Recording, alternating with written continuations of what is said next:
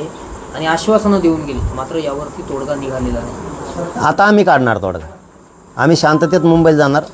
घरातला एकही मराठा यावेळेस घरात राहणार नाही. एक पण माय माऊलीसह सगळे मुंबईला 2 दिवसासाठी वाटा लावायला येणार आहेत. टोटल एक पण राहणार नाही. त्यांच्या लेकराचं आयुष्याचं कल्याण होतं आहे. त्यांच्या लेकराबाळासाठी मी झटतो आहे. तर मग 2 दिवस त्यांनी काम बुडलेलं काय वटळं होणार नाही.